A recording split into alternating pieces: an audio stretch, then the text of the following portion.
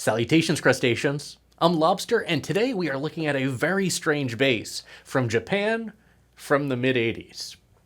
This is the Aria Pro 2 Diamond Series JPJ-3. Let's check it out.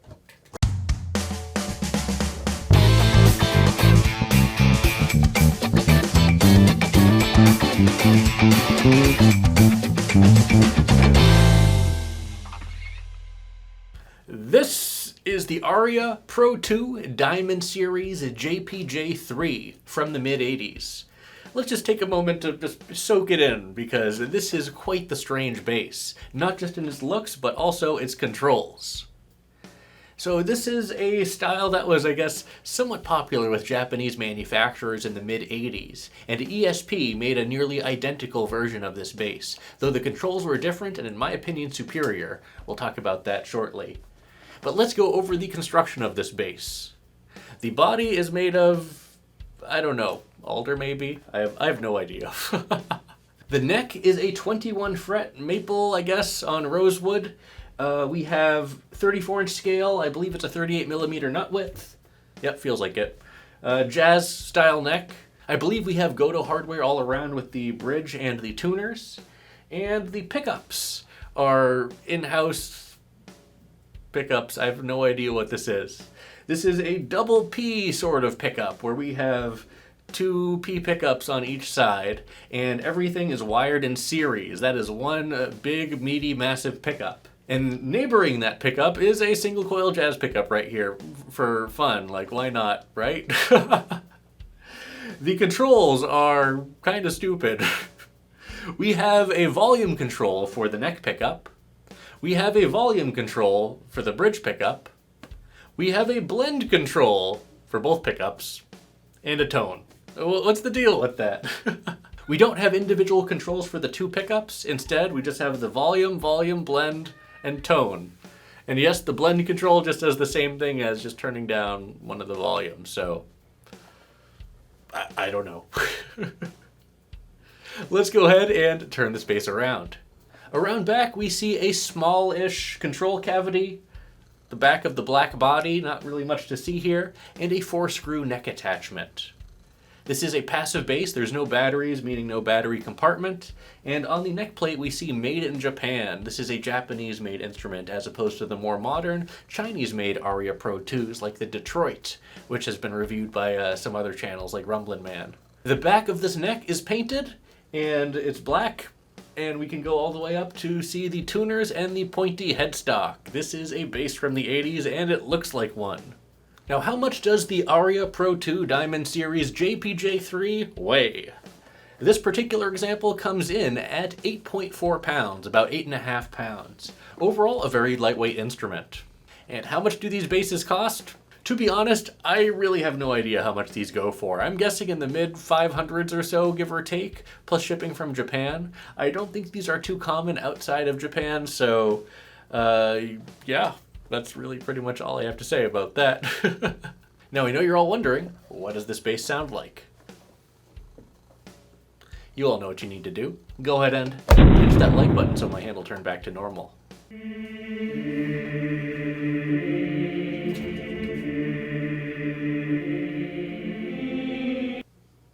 Thanks.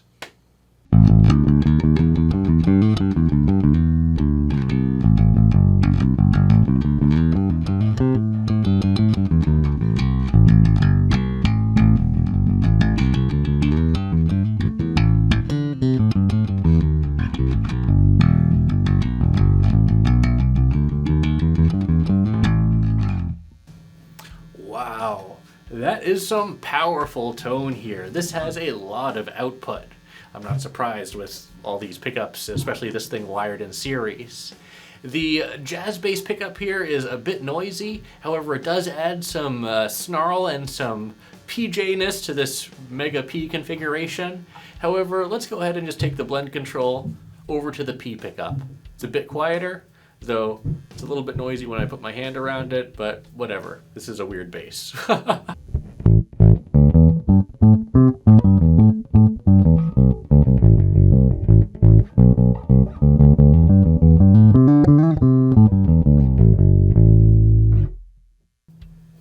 That is loud. Wow, holy crap. That is very, very loud. Let's take the tone down to about 50% or something, because why not, right?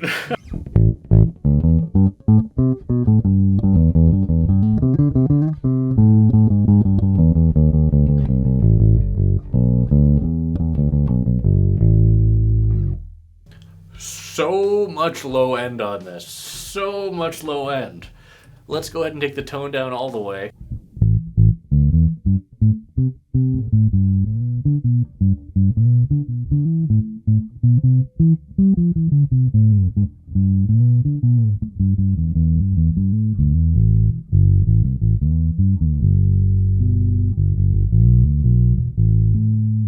Now, one thing I'm noticing is the tuners are kind of crap. After playing hard, I've noticed I've had to retune quite a few times. Let's go ahead and take the tone back up. I'm just gonna put the blend to the jazz pickup. It's really noisy.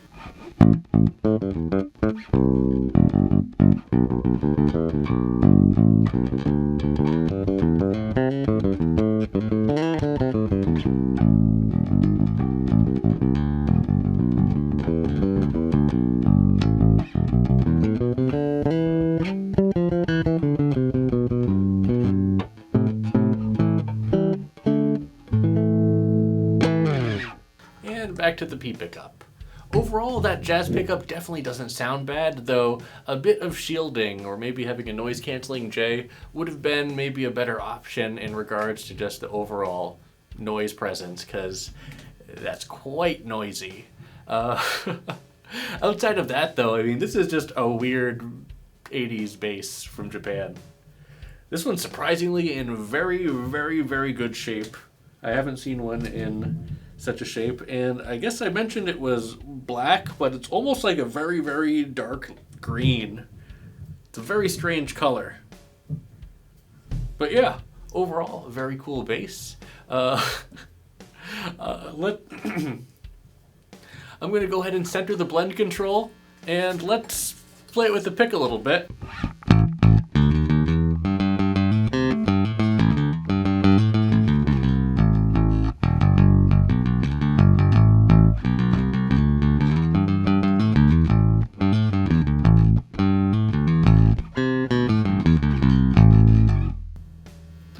Not too bad.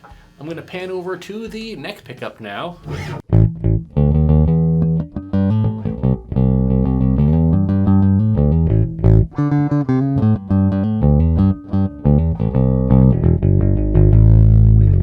Okay, I think I understand why they have the volume controls, because you probably want to turn down that neck pickup even if you're soloing it, because that is spicy. I gotta say, this blend control is pretty useless though, other than being redundant, but hey, who am I? Now, with the P pickup still soloed, I'm actually gonna turn it down just a bit, and we're gonna slap it.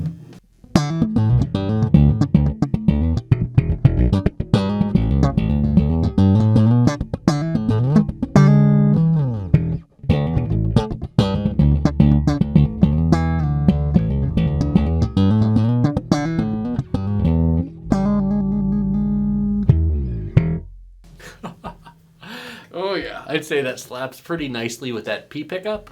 Let's turn it back up, and we're going to center the blend control and slap it one more time.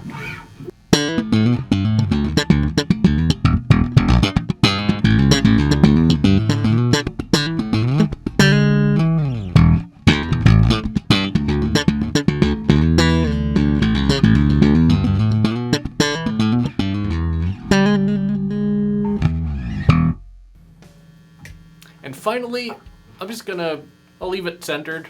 Let's throw some drums behind this bass. Why not?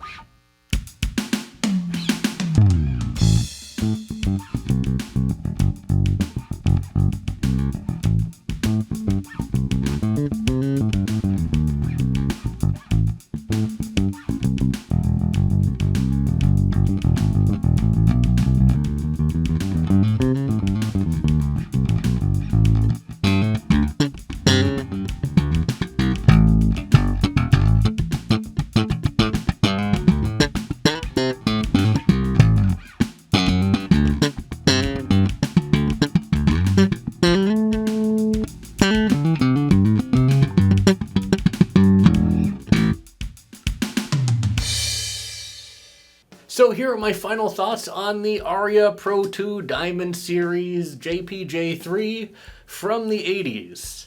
What a weird bass with ridiculously high output. Like, holy crap.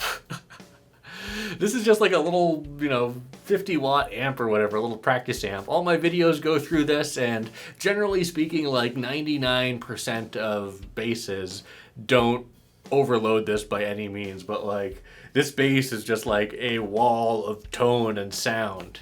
The jazz pickup, adding that into the mix, especially with the blend control, kind of tames the P a bit and gives you a little bit more clarity and definition. But that P pickup by itself is just like a bulldozer of P tone, and that's pretty ridiculous. This bass is not a slapper by any means. I would not recommend this if you are a slappy happy person. But if you are like an 80s rock player or just want something that is going to demolish all other things in the sonic spectrum, or if you're looking to demolish a house, here you go. Overall, though, the playability is nice, except for, the P pickup getting in the way of slapping. But playing this fingerstyle or with a pick didn't yield any problems. I think that the fretwork is great, and these 80s Japanese basses are definitely known for their craftsmanship. Attention to detail is definitely something that you see as well. I mean, this has held up so well for nearly 40 years, I want to say. This is probably mid-80s, I'm guessing 84 to 85. So we're approaching 40 years for this instrument, and I would say it looks nearly brand new. So whoever had this before did a good job keeping this in good condition. But those are my thoughts on the Aria Pro 2 JPJ.